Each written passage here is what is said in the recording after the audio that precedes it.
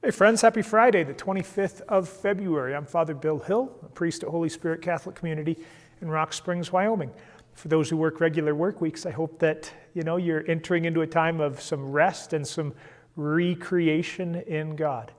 Two parish announcements. Next Monday night, we have a parish town hall meeting to discuss architectural pre-design work on a multi-purpose community center that's proposed out at our Foothills campus, looking for some feedback and to help make that an even better plan.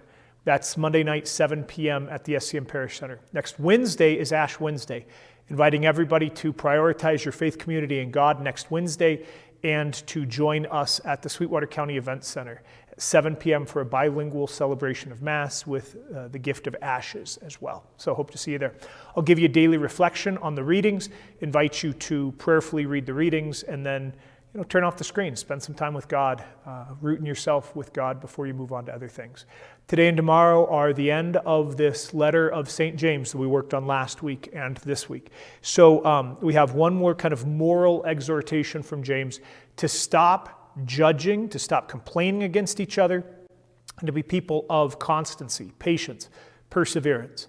I don't know that I necessarily need to say much more about judging, gossiping, complaining about each other, but maybe we spend a moment and we are mindful of the ways that we, tear other people down and the reasons that we do it. And we have a conversation with God about the use of our tongue or our judgmental views of others. Much of this passage is about perseverance, patience, endurance, constancy, being the same day in and day out, keeping our focus amidst all of the chaos of this life. And he holds up as the example Job by name and all of the prophets who endured incredible resistance but were faithful to the call, to the instruction that they had received. Perhaps we simply pray into that gift of constancy and ask that the Lord would help us to do whatever it is that we need to do to be able to keep our focus on what's in front of us. Okay. In Mark's Gospel, we have a question about marriage, right? And so the Pharisees are asking a very specific question of Jesus about his understanding of the law. Is it lawful for a man to divorce his wife? And Jesus kind of throws it back. Well, what does the law say?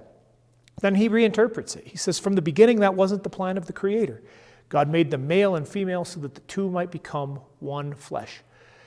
For many of us, you're married. I obviously am not, but for many, you're married, right? And to spend a bit of time in that question of two becoming one. Obviously we're speaking here of sexual union, and to ask, to have that conversation with God about how that is serving to lead us closer to God, the author of the sexual act, but also to ask about the other ways that you're living in that unity, right? Do you see yourselves as a team? Moving forward towards the same goals for the good and the improvement of each of you, for the building up of family, of friendships. Is your marriage relationship giving life in your midst? To spend a bit of time reflecting on that, turning to the Lord, having that conversation with God. Maybe it leads you to having a challenging, painful, fruitful conversation with a spouse as well. But being mindful of that gift of unity. Okay, and then kind of the larger image, not just for married people, but for all of us. One of the words that we use for eternity is the communion of the saints, the union with the saints, with each other and with God, and our connection with them even in this life. How are we doing at living unity in the midst of our life? To being part of a team, of the church, of our friends, of God's plans for the entire human race, right?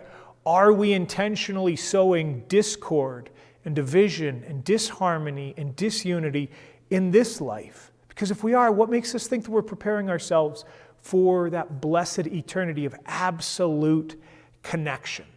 And so to pray that God would continue to smooth out our rough edges and instead make us more and more one in the midst of the community, preparing in this life for the eternal union with God and with all of God's holy ones to come.